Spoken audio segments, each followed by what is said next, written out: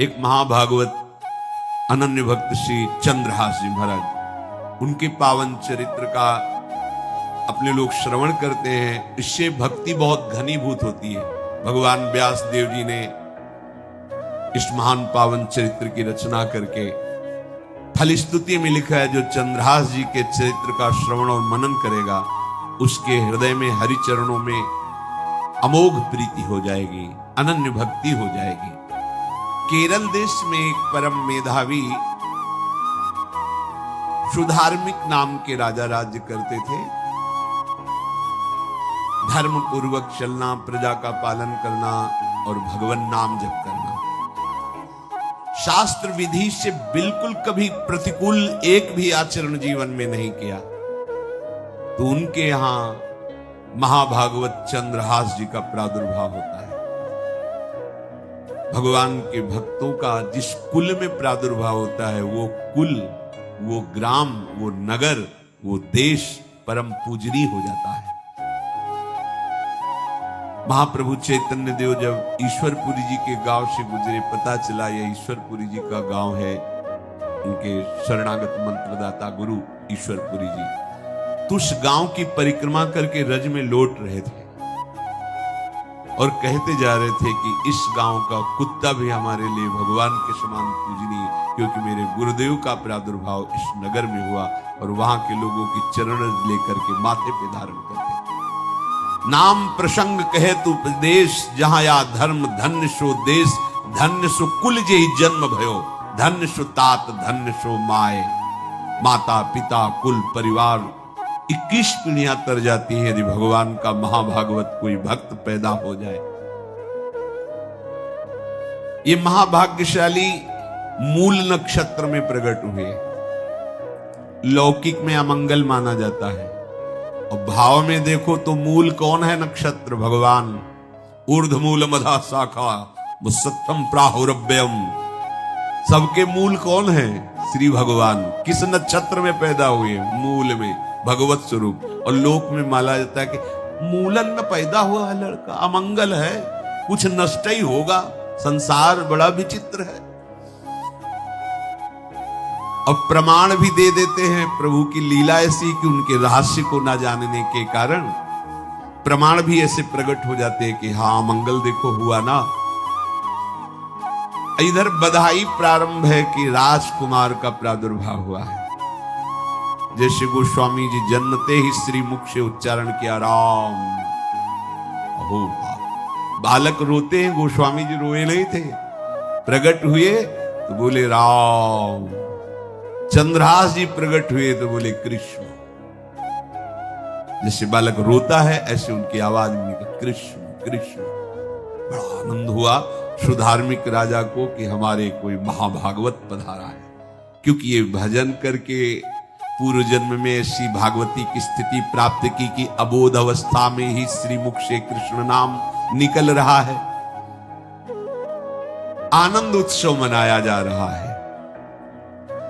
राजा है, राजकुमार प्रकट हुआ और दूसरी बात वो स्वयं भक्त हैं और भगवान का ऐसा भक्त जो जन्म लेते ही कृष्ण नाम उच्चारण किया।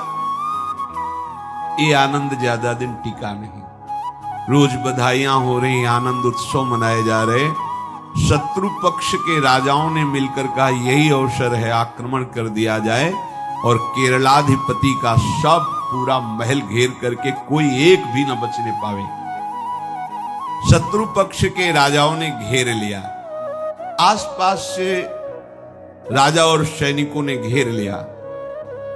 अब वो असावधान थे, आनंद में पुत्र हुआ है, बधाइयां, कोई संभावना ही नहीं थी। गुप्त रूप से शत्रु पक्ष के राजाओं ने आक्रमण करके घेर लिया। अब राजाओं की कई सेनाएं और इनकी असावधानी पूर्वक आनंदमयी वृत्ति में कोई पहले से पता हो तो तैयारी करते, तत्काल आक्रमण को रोकने का प्रयास किया पर असफल रहे। इनके सैनिक भी मारे गए, राजा भी मारे गए, राजमहल को घेर लिया गया, कोई भी एक भी बच के न जाने पावे। तो राजमाता जिनसे चंद्रहास जी का प्रादुर्भाव हुआ था, उन्होंने धाय मां को कहा कि मेरे पुत्र को बचाने में तुम समर्थ हो, मेरे तो प्राण नहीं बचेंगे, अगर ये लोग नहीं मारते तो मैं अपने पति के शव के साथ सती हो जाऊंगी। पहले ऐसी धार्मिक निष्ठा माताओं बहनों में होती थी कि धाय मां ने विचार किया कैसे बचा सकती हूं, आसपास तो सब सैनिक घेरे हुए हैं। तत्काल उसने विचार किया कि अगर हम इनको राजकुमार की तरह ले जाती है तो हमें भी मारा जाएगा और इनको भी मारा जाएगा। देखो कितनी विपत्ति जन्म लेते हैं। कोई प्रश्न कर सकता है कि महाभागवत जिनके घर में प्रकट हो तो वहां धन वैभव सुख संपत्ति बढ़नी चाहिए, यहां तो जन्म से ही जैसे वहां माता पधारी। ये क्या है? तो श्री भगवान स्वयं कह रहे हैं, हे अर्जुन, मैं जिस पर बहुत प्रसन्न होता हूं। आप अपने ऊपर भगवान को बहुत प्रसन्न करना चाहते हैं? बहुत प्रसन्न करने में ये है, देख लो। कह रहे जिस पर मैं बहुत प्रसन्न होता हूं, सबसे पहले उसका ऐश्वर्य नष्ट करता हूं। फिर क्या करता हूं? फिर बंधु बांधवों का। फिर क्या करता हूं? असाध्य रोग उसके शरीर में। बोले महाराज ये तुम प्रसन्न हुए हो कि पूरे के पूरे नाराज हो गए हो? बोले यही मेरी प्रसन्नता है। क्या? माया का नाश।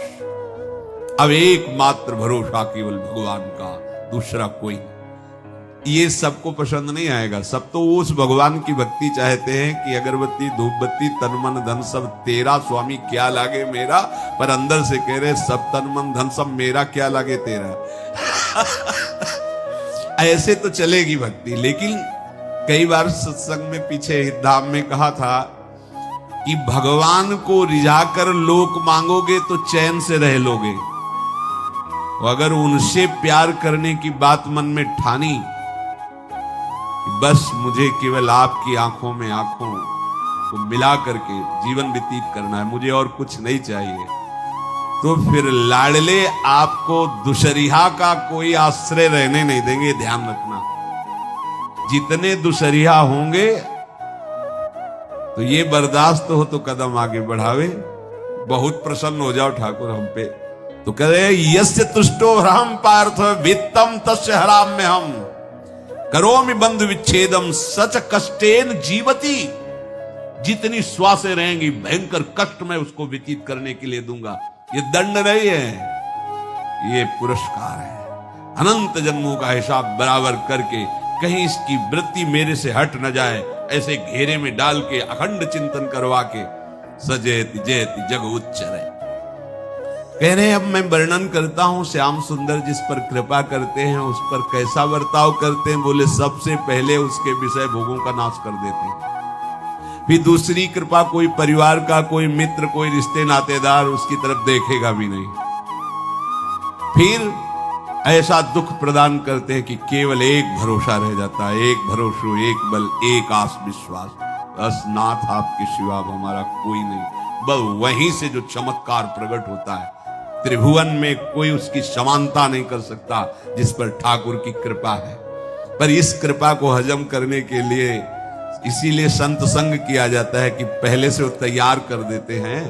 जैसे आर्मी की ट्रेनिंग होती है ना, ट्रेनिंग के बाद भी बॉर्डर में लगाया जाता है, ऐसे ही संतजन ये ट्रेनिंग देते हैं।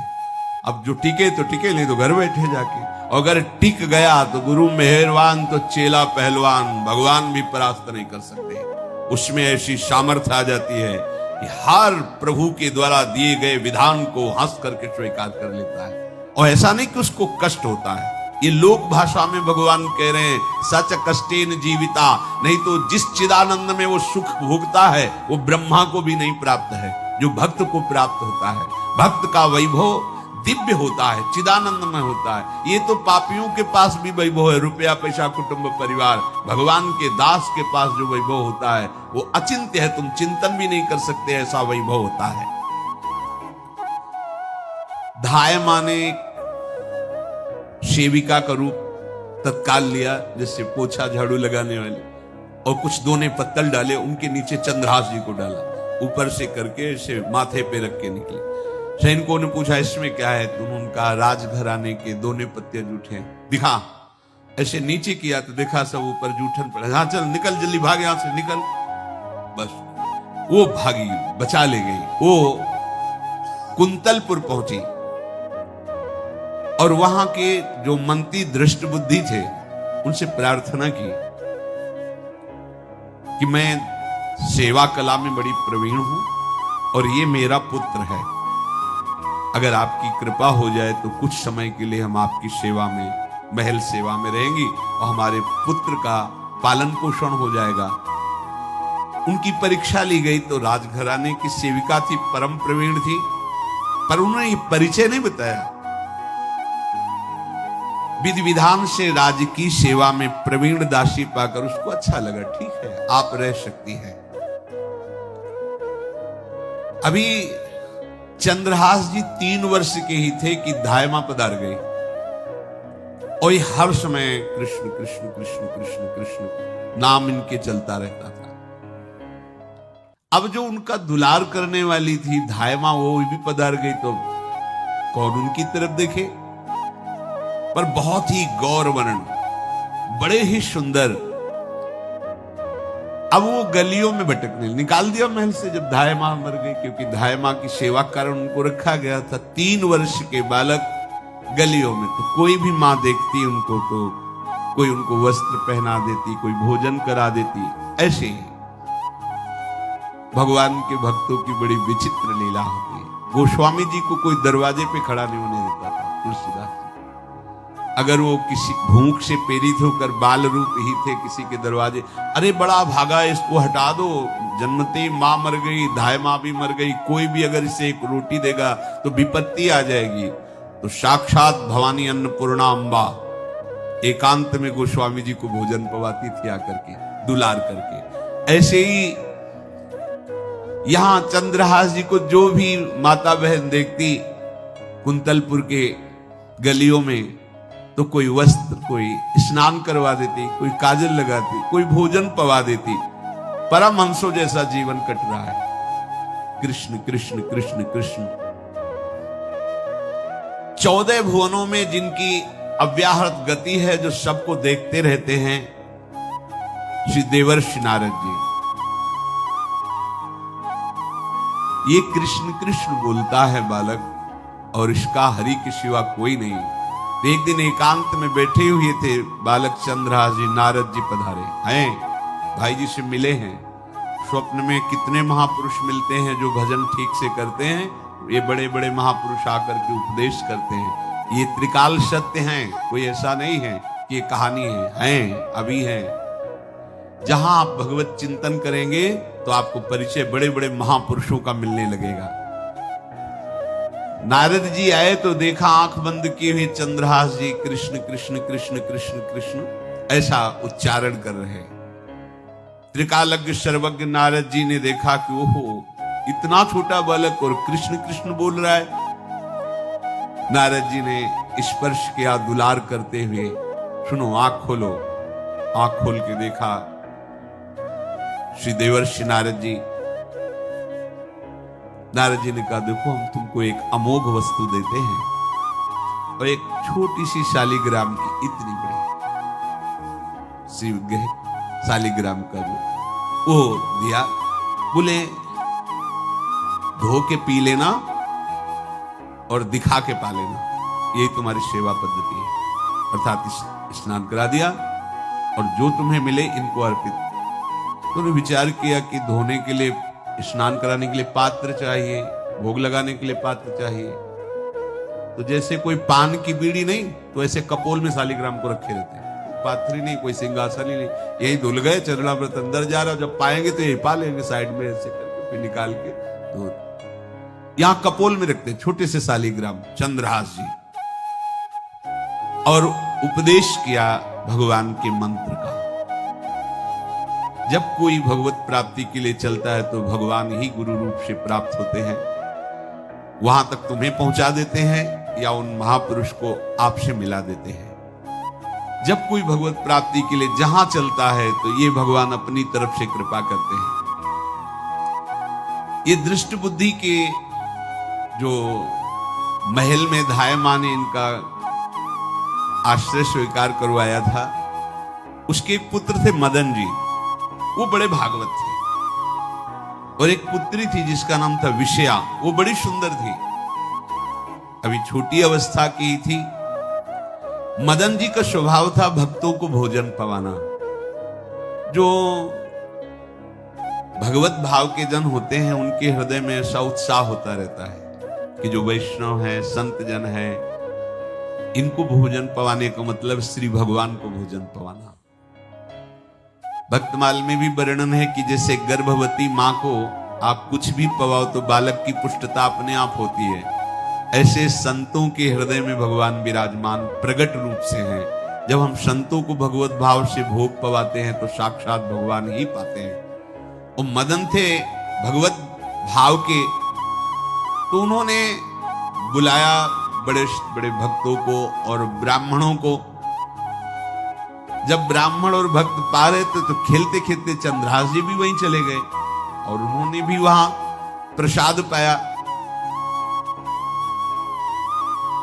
अब बड़े बड़े ब्राह्मणों में एक ज्योतिषाचार्य थे।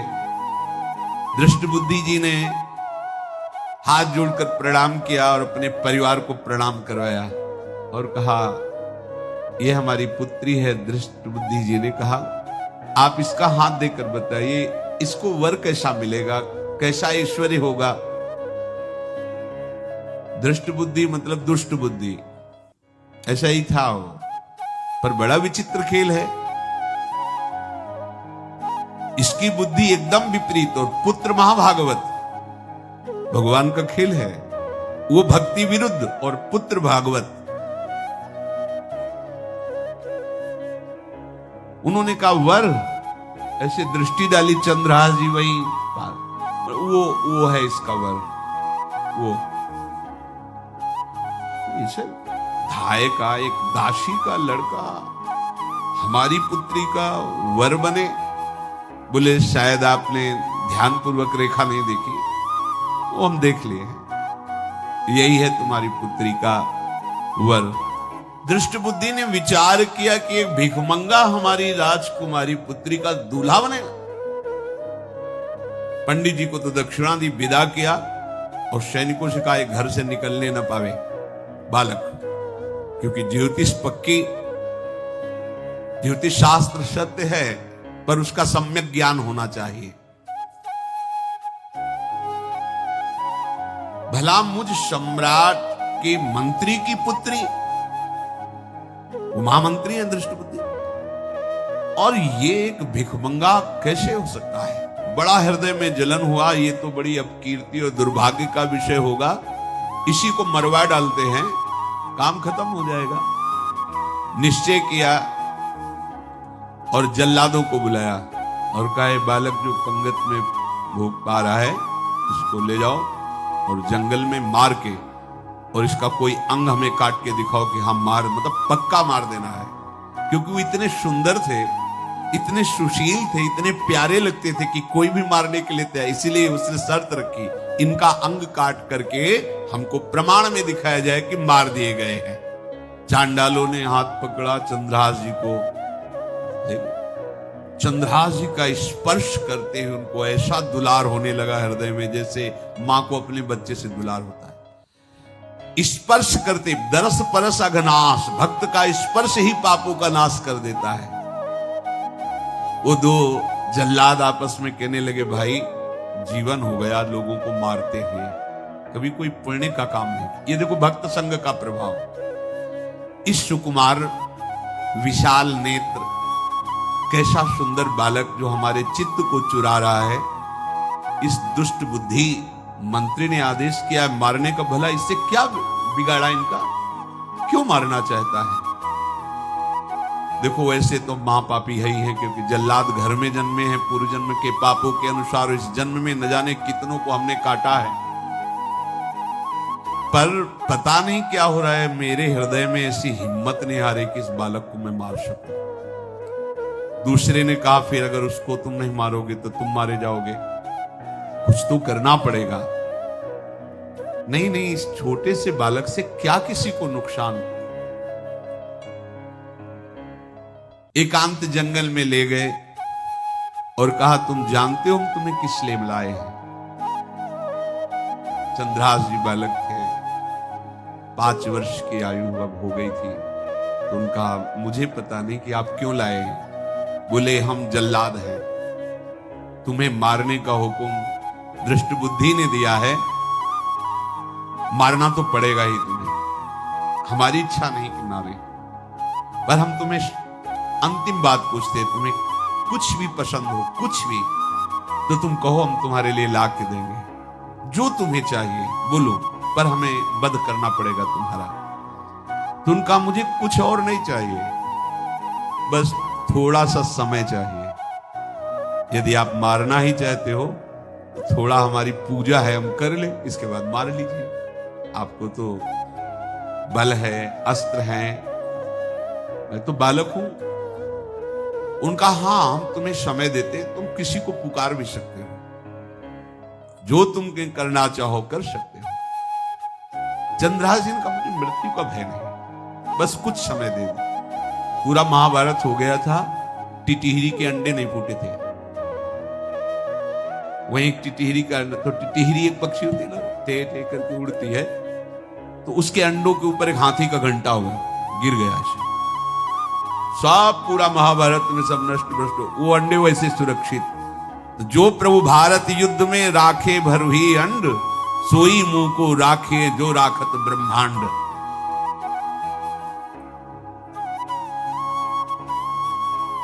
मैं तो अनाथ हूं, श्री कृष्ण के सिवा कोई मेरा है नहीं, मैं किसको पुकारूं? मेरा आश्रय तो एकमात्र वही प्रभु हैं। और निकाला शालिग्राम, यही सिंहासन है शालिग्राम।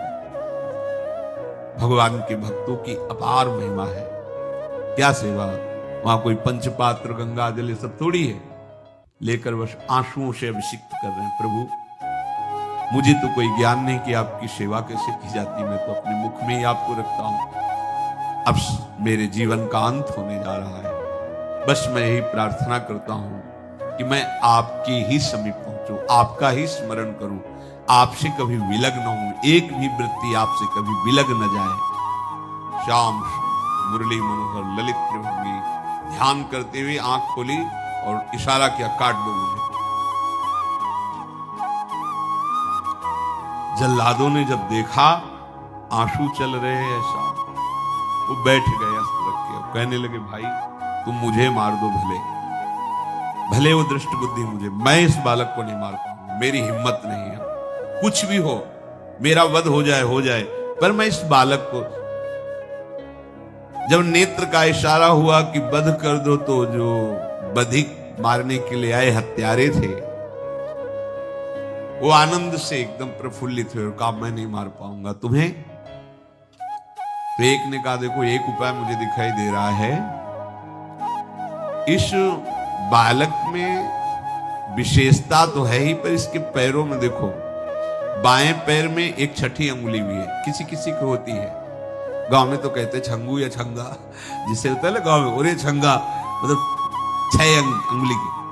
बोले इसको अगर काट लेते हैं तो प्रमाण भी सत्य, जिसकी कसम खवाएगा मैं खा लूंगा कि ये चंद्रहास जी के है, और मैं मार दिया। और कौन इस बालक को ढूंढेगा, जंगल में छोड़ देते हैं, अपनी तो सामर्थ्य नहीं। बधिकों ने, जल्लादों ने ऐसा ही किया और जाकर अंगुली दिखा दी, मैं बालक का वध करके आ गया हूं। उनको यह कि लाखों बार इन्होंने वध किया, तो संशय का कोई रिश्तेदार थोड़ी है, वो तो बालक है, उसको मारने में क्या। हाँ ठीक है, मार दिया गया। अब वो जो चले गए तो अंगुली जो कटी थी उससे रक्त प्रवाह हो रहा है। कृष्ण कृष्ण जगन्नाथ वासुदेव जनार्दन, हे कृष्ण हे जगन्नाथ हे वासुदेव हे जनार्दन, ऐसे नाम उच्चारण करते हुए मूर्छित हो रहे हैं चंद्रहास जी। वो छोड़ करके जल्लाद चले गए। चंद्रहास जी भगवान का स्मरण कर रहे हैं, तो जितने जंगल के मृग हैं वो सब मंडलाकार घेर के ऐसे। एक हुमा नाम का पंछी होता है, अगर उसके पंखे की छाया पड़ जाए तो चक्रवर्ती सम्राट का वैभव प्राप्त होता है। और वो भीड़ की भीड़ पक्षी आकर चंद्रहास जी के ऊपर ऐसे घेरे हुए हैं, आसपास मृग मृगी मृग शावक सब घेरे हुए हैं। बीच में चंद्रहास जी कृष्ण, गोविंद, दामोदर, माधव ऐसे उच्चारण कर रहे हैं। जो भगवान के चिंतन में मगन रहना अपना स्वभाव बना लेता है, तो देखो ऐसे हत्यारों के हृदय में भी दया गई, क्योंकि दया समुद्र भगवान का स्मरण जो करते हैं उनमें ऐसी महामहिम दिव्यता आ जाती है। कोई भी कितना भी निर्दयी हो, अंदर से वो भले जल रहा है द्वेष के कारण, पर कहीं ना कहीं ये द्वेष आंतरिक राग का सूचक हो। वो भी भक्त को प्यार करता है, पर भक्ति ना होने के कारण वही उसका राग द्वेष में बदल जाता है। कोई भी हो, अंदर से जब भक्त के प्रति जलन पैदा करता है, तो उसमें मूल होता है भक्त की महिमा, भक्त का महत्व, पर उसे ना प्राप्त, जैसे कहते हैं कि वो अंगूर खट्टे हैं और खट नहीं प्राप्त कर पाए तो अंगूर खट्टे हैं। बकाया महत्व सबके अंदर होता है, दुष्ट से भी दुष्ट के अंदर भगवान के भक्तों का महत्व होता है, क्योंकि सबके हृदय में भगवान विराजमान है। अब चंद्रहास जी भगवत स्मरण करते हुए पक्षियों के और मृग आदि के बीच में है। उधर भगवान का एक विधान तैयार होता है। वह देश भूमि में रहत लघु भूप और सुख सब एक सुत चाह भारी है। कुंतलपुर के ही अधीन एक चंदनवती नाम की राज्य नगरी थी। वहां के राजा थे, उनके पुत्र नहीं हो रहा था, तो उन्होंने बहुत से दान पुण्य यज्ञ आदि किए। गृहस्थी धर्म में पुत्र ना होना एक बहुत अमंगल सूचक होता है। पितरों को पिंडदान करना, तृप्ति करना और गृहस्थ परंपरा को आगे बढ़ाना, पुत्र ऐसा।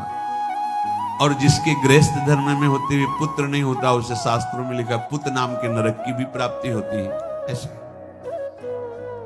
पर अगर वही गृहस्थ जिसके पुत्र नहीं हुआ और बाल कृष्ण को अपना पुत्र मानकर उनकी सेवा करे, तो परम पदवी को प्राप्त हो जाए। संतान नहीं हुई तो दोनों विरक्त होकर वृंदावन वास करो, भजन करो, श्री जी को प्राप्त हो जाओ। पर अगर गृहस्थ में है तो पुत्र की कामना बड़े बड़ों को देखी गई, क्योंकि ऐसा सिद्धांत है। जब दशरथ जी महाराज चक्रवर्ती सम्राट, जब उनकी भी बहुत अवस्था हो गई, पुत्र नहीं हुआ, तो व्याकुल हो गए और वशिष्ठ जी के चरणों में जाके बैठे कि सब कुछ है, पुत्र ना होने के कारण हमारा हृदय व्याकुल रहता है। उन्होंने श्रृंगी ऋषि को बुलाकर पुत्रष्टि यज्ञ करवाई, जिससे भगवान 4 रूपों में प्रकट हुए, राम, लक्ष्मण, भरत, शत्रुघ्न। तो कुंतलपुर सम्राट पद, चंदनवती राज्य राजा, जैसे प्रदेश और दिल्ली में बैठे हुए जो प्रधानमंत्री, राष्ट्रपति, वो बादशाह, जो दिल्ली का अधिकार वो बादशाह, और ऐसे छोटे छोटे जो राज्य हैं उनको राजा। तो ये चंदनवती के राजा कर दिया करते थे, प्रत्येक राजा को कर देना होता था, बादशाह को। इनके पुत्र था नहीं, और कर देने के लिए कुंतलपुर ही जा रहे थे, तो रास्ते में देखा कि बहुत से मृग और पंछी ये घेरे हुए क्या है, तो एक कौतूहल सा कि क्या है बीच में। आसपास मंडलाकार मृग, फिर वो विहंग पक्षी, जो भगवान के आश्रित है, भगवान कैसी व्यवस्था करते हैं। वो चंदनावती के राजा दौड़ करके एक कौतूहलवश, क्या है यहां, मृगी पंक्तियों के बीच में पक्षी, हुमा नाम का बड़ा पवित्र पक्षी हिमालय आदि में पाया जाता है, जिसके ऊपर इसकी छाया पड़ जाए वो ऐश्वर्यवान हो जाए। देखा बालक दिव्य तेजों में, और मूर्छावस्था में नजदीक गए तो अंगुली पूरी कटी हुई थी, तो रक्त प्रवाह, गोद में उठाया और आनंदित हो गए, हमारी पुत्रष्टि यज्ञ सफल हुई, हमारा दान पुण्य सफल हुआ, ऐसा हमें सुंदर बालक मिला। चंद्रहास जी को लेकर के घर आए और हृदय में भगवान का बार बार कृपा प्रसाद मना रहे हैं, मुझे भगवान ने पुत्र दिया। चंद्रहास जी को लेकर आए, आनंद मंगल, बधाइयां बजने लगी, बहुत सी संपत्ति न्यौछावर कर दी। 5 वर्ष के चंद्रहास जी हैं। पूछा, बेटा तुम्हारे माता पिता कौन है? कहा, श्री कृष्ण। परिवार में कौन है? श्री कृष्ण। मतलब तुम्हारा कोई नहीं है? नहीं है, श्री कृष्ण। समझ गए कि भगवान ही हमें कृपा करके ऐसे महाभागवत पुत्र को दिया। और है कौन? वास्तविक कोई नहीं, श्री कृष्ण के सिवा। बड़ा उत्सव मनाया और अपने राज सिंहासन का अग्रिम अधिकारी युवराज पद चंद्रहास जी को। अब तो पूरे राज्य में आनंद की वर्षा हो रही। राजा मन में विचार कर रहे हैं कि ऐसा प्रतापी भक्त हमारे यहां आया है, अब हमको किसी को कर देने की जरूरत नहीं। तो जो हर महीने वर्ष में जो बंधा हुआ कर था उन्होंने नहीं दिया। 1 बार 2 बार 3 बार जब कर नहीं पहुंचा तो सम्राट ने आदेश किया मंत्री को कि चंदनावती से कराना बंद हो गया है। क्या बात है? यदि वो अहंकार से युक्त हो तो आक्रमण करके नष्ट करो, यदि समस्या है तो उसका सहयोग करो। बादशाह के आदेश से वहां दृष्ट बुद्धि पहुंचे तो युवराज पद पर चंद्रहास जी विराज, जिनको मारने के लिए जल्लादों के हाथ में दे दिया था। पूरे पूर्वासी ऐसा प्रभाव चंद्रहास जी का है कि सब कृष्ण भजन करते हैं, सब आनंद में मगन रहते हैं। चंद्रहास जी थोड़ा सयाने हो गए थे तो पूर्ववासियों को उपदेश देते, एक बार हमारे राज्य में भोजन पाया जाएगा 24 घंटे में, और सबके घरों से आरती की शंखनाद घंटानाद सुनाई देना चाहिए। सबके यहां शाम के रोज नाम कीर्तन और भगवत कथा होनी चाहिए, क्योंकि आयुष्यम चपलम तादृग जल बुदबुद सन्निभम चिंतयध्वम जनामूढ़ा माधवम वर्षम सुस्थिरम। भाइयों, ये आयु बड़ी चंचल है, कब शरीर छूट जाए पता नहीं, पानी का बुलबुला कब फूट जाए कोई पता नहीं। इसलिए माधव श्री कृष्ण का नाम कीर्तन, उनकी आरती पूजा, उनका ध्यान और एक टाइम भोजन पूरे नगर में। अब सोचो कितना भक्ति का प्रभाव होता है। पूरा नगर में, हर घर में आरती पूजा कीर्तन। चक्रवर्ती सम्राट के लक्षण स्वाभाविक चंद्रहास जी में प्रकट होते थे। अब दृष्ट बुद्धि जब वहां गया, देखा युवराज पद पर, पहचाना कि वही बालक है, ये तो चंद्रहास है, क्योंकि काफी समय तो महल में ही रहे थे धाय मां के साथ और अच्छे से पहचान थी। अब उन्होंने विचार किया कि ये तो बहुत अनिष्ट हो गया, हमने तो मारना निश्चित किया था और जल्लादों ने इसको छोड़ दिया और अब तो ये राजा का राजकुमार बन गया। तो राजा से कहा कि पहली बात, युवराज पद पर बैठालने के पहले तुम्हें सम्राट को सूचना देनी चाहिए थी। दूसरी बात, अभी तक तुमने कर नहीं दिया। जानते हो कि अगर सम्राट का भाव बदल गया तो एक क्षण में तुम्हारे राज्य को नष्ट कर दिया जाएगा। तो राजा ने हाथ जोड़कर चंदनावती के राजा ने कहा, महाराज आप ही अब हमारी रक्षा कर सकते हो। तो उसकी दृष्टि चंद्रहास पर थी, इसको मरवाना है, क्योंकि पंडित ने बताया था यही पति बनेगा। अरे तो अब तो आनंदित होना चाहिए कि अब तो राजा बनेगा, अब तो बढ़िया है। लेकिन चंद्रहास जी को यदि आप सम्राट के पास भेज देते हैं और सम्राट निश्चित प्रसन्न हो जाएंगे चंद्रहास को देख के, तो वो तुम्हारे इस अपराध को क्षमा कर देंगे। युवराज पद दे दिया और भेंट नहीं दी, कर नहीं दिया महीनों से, तो ऐसा करो चंद्रहास जी को भेज दो। राजा ने स्वीकार कर लिया। और पहले लोग बिल्कुल धर्म से चलते थे, कहीं भी अधर्म का लेश नहीं। एक चिट्ठी लिखी दृष्ट बुद्धि ने और चंद्रहास जी से कहा खोल के पढ़ना नहीं, मेरे पुत्र मदन को देना जाके, और मदन तुम्हें फिर आगे का कार्य सम्राट से मिलाना, माफी करवा देना, ये सब करवा देगा, पर ये चिट्ठी तुम रास्ते में खोल के नहीं देखना। वो वैसे भी किसी का पत्र खोल के देखने का धर्म नहीं कहता। अगर कोई पत्र दे तो ये नहीं कि इसमें क्या लिखा है, नहीं, या तो हिम्मत नहीं है, इतनी धैर्य नहीं है तो मत लो, अगर धैर्य है तो हाथ में लेकर जहां तक पहुंचाना वहां तक पहुंचा दो, नहीं तो वो कार्य ही मत लो। ये अधर्म है कि आप बीच में उसको खोलकर पढ़े। पहले लोग बहुत धर्मात्मा होते थे, एक एक बात धर्मयुक्त होती थी। चंद्रहास जी को चिट्ठी दी, चंद्रहास जी ने पत्र को अपनी पाग में खोस लिया और कुंतलपुर के लिए चले। अब इनका किशोर अवस्था में प्रवेश हो चुका था। एक सुंदर कुंतलपुर के बाहर ही रमणीय बगीचा था, वृक्ष बहुत सुंदर सुंदर, पुष्प वाटिका भी बड़ा मनोरम लगा। घोड़ा बांध दिया वृक्ष में और पहले सरोवर का बड़ा निर्मल जल होता, जल पिया, हाथ मुंह धोया, थोड़ी देर भगवान का ध्यान करते रहे वृक्ष के नीचे और फिर लेट गए तो नींद आ गई। भगवान बड़े कृपालु हैं। जो भगवद आश्रित होता है त्रिभुवन में कोई उसका अमंगल नहीं कर सकता। अपनी सहेलियों के साथ दृष्ट बुद्धि की वही राजकुमारी जिसके साथ इनका ज्योतिषाचार्य ने कहा था यही पति होगा, वो अपनी बहुत सी समान वयस्क अवस्था की जो किशोरियां थी उनके साथ वो, और ये राजवाटिका थी, इसमें घूमने के लिए आई। तो घोड़ा देखा तो उसने कहा यहां किसी का घोड़ा कैसे आ सकता है? हमें लगता है कोई यात्री इसमें प्रवेश कर गया, उसको पता नहीं होगा कि राजवाटिका है। वो अपनी सहेलियों के साथ घूमते हुए उसी वृक्ष के नीचे पहुंची। जा चंद्रहास नौ किशोर अवस्था, और जो भगवान का भजन करते हैं उनमें एक विशेष आकर्षण होता है जो साधारण आदमियों में नहीं होता।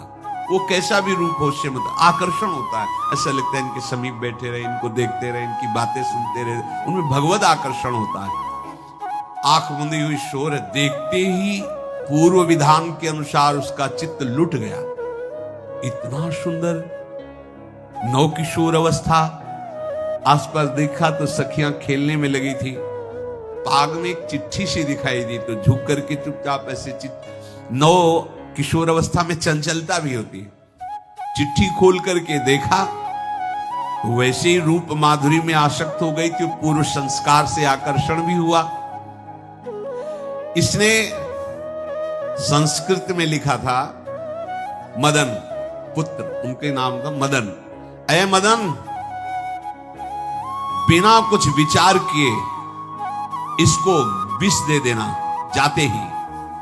क्या उचित है क्या अनुचित ये तुम्हें नहीं सोचना, मेरा प्रिय करना, मेरे आदेश का पालन, जाते ही से विष दे देना। उसने देखा वो पिताजी की बुद्धि खराब हो गई। ऐसे सुंदर नव किशोर को विष देने की बात लिख दी। अब उसे बड़ा दुख हुआ कि पहली ही दृष्टि में, अभी तो इन्होंने आंख खोल के हमें देखा ही नहीं, और इनको इस सोई हुई मुद्रा में देख करके मेरे प्राण समर्पित हो गए, मेरा चित्त समर्पित हो गया। चलो, जब मेरी सखियों के नाम पुकारे जाते, हेमलता, शशिकला आदि, तो मुझे चुभता था कि मेरा नाम पिताजी ने विषया क्यों रखा है। आज सार्थक हो गया, मेरा नाम सार्थक हो गया। काजल लगाई हुई थी, एक सीख से ऐसे काजल लिया, और एक संस्कृत में आ बनता है ऐसा, ऐसे, बस ऐसे कर दो तो विषया हो गया। अब उसका अर्थ बदल गया। हे मदन, उचित अनुचित का विचार छोड़कर जाते ही इसे विषया प्रदान कर दो, ये मेरा प्रिय कार्य होगा। विषया पुत्री भगवान है, जैसी हो बहुतव्यता तैसी बने सहाय, आप ना आवे आप परताई तहां ले जाए। तो ओ वही खोश दिया, और ये सुख हुआ कि तो जाएंगे भाई के पास ही ना, तो घर में ही तो जाएंगे, वहां इनकी इस प्रसन्न मुद्रा में बातचीत करते हुए मैं इनको देखूंगी। ये भगवान का विधान होता है। अब चंद्रहास जी ये सब कुछ पता नहीं, भगवत ध्यान में, वो निद्रा में। चंद्रहास जी उठे और पूछते हुए मंत्री के घर पहुंचे, और मदन ने जो ही कि चंदनावती से पिताजी ने इनको भेजा है, ये वहां के राजकुमार हैं, हृदय से लगाया। चंद्रहास जी ने कहा आपके पिता ने पत्र दिया है। उन्होंने पत्र पढ़ा, विषमस्मयी विषयास्मयी विषय, तुरंत बिना विचार किए ब्याह कर दो, दे दो, क्योंकि लिखा है प्रदातव्यम त्वया मदन, अभी इसी क्षण जहां ये पत्र मिले जो आज्ञा, शुभम सी बुलाओ पंडित को।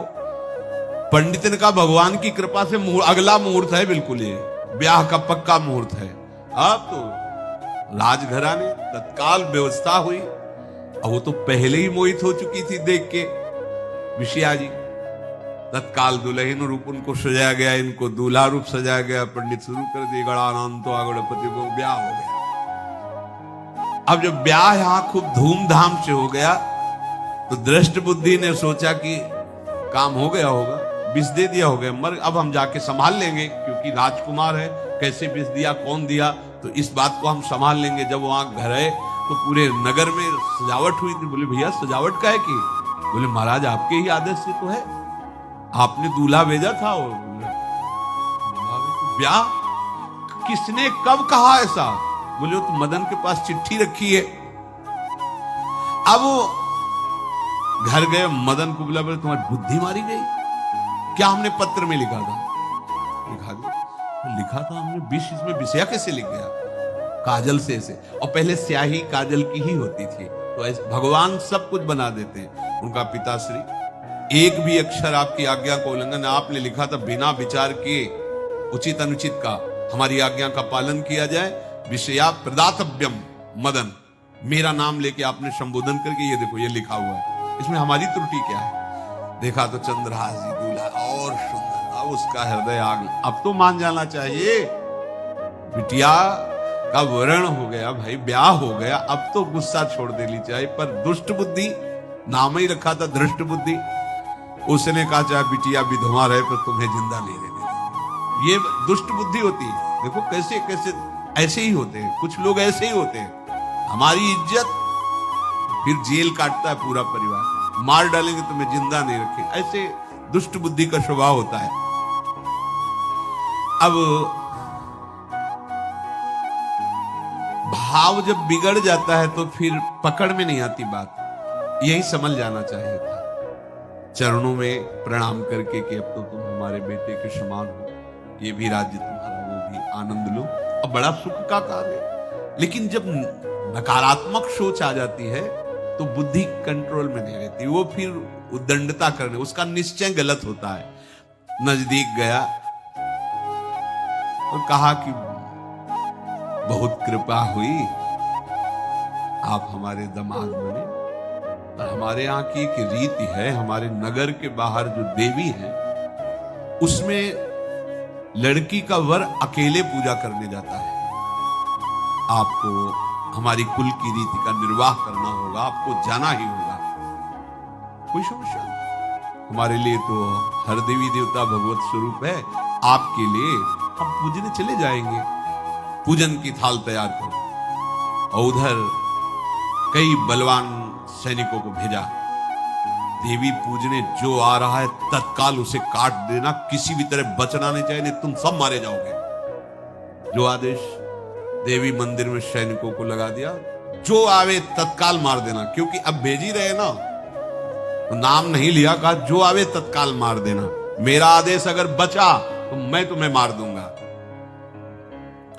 उन राज सैनिकों ने जो बधिक स्वभाव के थे पहले से वहां लग गए। बड़ा विचित्र भगवान का खेल। वहां के चक्रवर्ती सम्राट जो थे बड़े बड़े विद्वान और ऋषियों से बातचीत कर रहे थे। उनका महाराज अब आपका राज सिंहासन पर बैठना राज्य के लिए मंगल होगा, ऐसा समय आ रहा है। इस समय यदि चंद्रहास जी को सम्राट पद पर बैठा दिया जाएगा तो आगे अकाल नहीं पड़ेगा और बड़ा मंगल होता चला जाएगा। ये मुहूर्त आपका राज सिंहासन पर से हटने का है, तो उनका प्रजा का मंगल हो और देश का मंगल हो, इसलिए हम बिल्कुल। मदन वहीं बैठे हुए थे, सचिव ने कहा तुरंत जाओ और जो तुम्हारे बहनोई बने हुए हैं चंद्रहास जी को लाओ। तो भागे, जो और सैनिक राज सैनिक थे, पूछा किधर जा रहे हो? बोले वो अपने भानुई चंद्रहास। बोले वो तो देवी पूजा के लिए गए। तो घर में जाके वो सीधे आगे बढ़े, तो जा ही रहे थे थाल सजा कर देवी।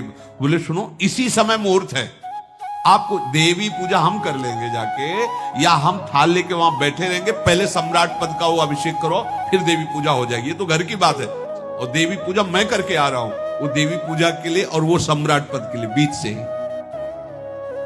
दौरे सुख पाई जाई मगही में लियो जाए, दियो सो पठाई नृप रंग माही भीजिए। अब जब जो सम्राट थे तो बहुत आनंदित हो गए, क्योंकि भगवान का भक्त तेजस्वी और बलवान शूरवीर योद्धा जो सम्राट पद पर बैठेगा तो अकाल नहीं पड़ेगा, सुख की सब प्रजा को वृत्ति प्राप्त होगी। बड़े आनंदित होकर इनका सम्राट पद पर अभिषेक हो रहा है। और दृष्ट बुद्धि के पुत्र जो मदन संतों और भक्तों का आदर करते थे, वो देवी पूजा, और वहां पहले उसने बोल रखा था जो आवे तो देवी अपमान ते न डरो, सम्मान करो, जात मारी डार्यो या सो भाष्यो भूप लीजिए।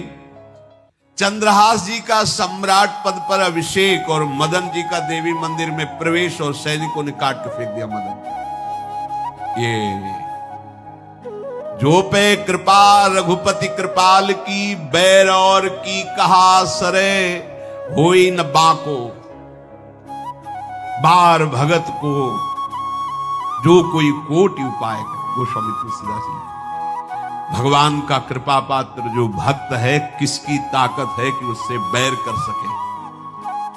चाहे कोई त्रिभुवन में हो, भक्त का बाल बांका नहीं कर सकता, चाहे करोड़ों करोड़ों उपाय कर ले। और तके नीच जो मीच साधु की, सो पामर ते मीच मरे। वेद विदित प्रहलाद कथा सुनि, को न भगति पथ पांव धरे। अगर तुम जिस भाव से साधु को नीचा दिखाना चाहोगे, वही भाव तुम्हारा सर्वनाश कर देगा। वैसे ही देखो सर्वनाश हुआ, एक ही पुत्र, और इसके आदेश से वह उल्टा खेल हो गया, पुत्र की ही हत्या हो गई, और चंद्रहास जी को सम्राट पद पर अभिषेक किया जा रहा है। अब दृष्ट बुद्धि ने बड़ी प्रसन्नता अंदर है कि वो तो मार दिया गया होगा। सैनिक आए और बोले महाराज आपके पुत्र का वध हो गया है। पुत्र का वध कैसे? बोले आपने कहा था जो आए उसे मार देना, तो आपका पुत्र ही थाल लेकर पूजन। वो तो चंद्रहास, बोले उनका तो अभिषेक हो गया सम्राट पद पे। ये कैसे हो? अब अंदर भारी दुख उनके हृदय में। उन्होंने बताया कि तुम्हारे पुत्र को तो हम लोगों ने काट डाला आपके आदेश के अनुसार, आपने कहा था जो जाए उससे काट। अब तो छाती पीट पीट के, माथा फोड़ फोड़ के खूब रो रहा है। किसी का कोई भी बस नहीं चल सकता भगवान के भक्त के ऊपर। तंत्र मंत्र दुनिया का जितना भी सामर्थ्य है, ये भक्ति को ऐसे खिलवाड़ नहीं है। भगवान के भक्त को छोटा गरीब असहाय देख करके कभी अपमान मत कर देना। दुखिया को न सताइए, क्योंकि दुखिया देगा रोए, और जब दुखिया के मुखिया सुने तब तेरी गति का होए। ऐसा मत समझना है भिखारी है, बेकार है, ऐसा है, क्या है हमारे पास सब कुछ है। कुछ नहीं, एक तमाचा में काल के सब मिट्टी में मिल जाओगे। ये जो भ्रकुटी के इशारे से काल को भी ना चाहता है, उनके ये दास हैं। देखो ना क्या वो सम्राट पद पे अभिषिक्त हो रहा है, उसके कुल परंपरा चलाने वाला पुत्र ही काट दिया गया। अब वो बार बार मैं कितना भागी, हाय मैं कितना भागी, अपने पुत्र को ही मरवा दिया। ये हाहाकार करके रो रहा है। चंद्रहास जी ने जब सुना तो उन्होंने कहा अरे मृत्यु तो मेरी निश्चित थी, फिर मदन भैया को वो मेरी मृत्यु प्राप्त हुई। नहीं नहीं, ऐसा नहीं हो सकता। मैं अभी जाता हूं। वहां गए, अंगों को रखा, भगवान का ध्यान करते स्मरण करते से हाथ फेरा, उठ के बैठ गए। अब ये घटना तो उनको पता नहीं थी, दृष्ट बुद्धि को उन्होंने खोपड़ी फोड़ फोड़ के अपनी हत्या कर ली। उनको जिला के आए तो फिर उनको जिलाया और कहा पिताजी अब कृष्ण कृष्ण जपो। अब उनकी बुद्धि शुद्ध हुई और भगवान का आश्रय लेकर के वो अपने जीवन को भगवत भक्ति में बनाए। तो जो भगवान का भक्त है उससे द्रोह करने वाले को भी परम मंगल ही देते हैं भक्त। पर भक्ति में अनन्यता की आवश्यकता है। प्रारंभ इहलोक परलोक के सारे सुखों को भगवान के चरणों में समर्पित करके किसी व्यक्ति वस्तु स्थान का आश्रय नहीं होना चाहिए।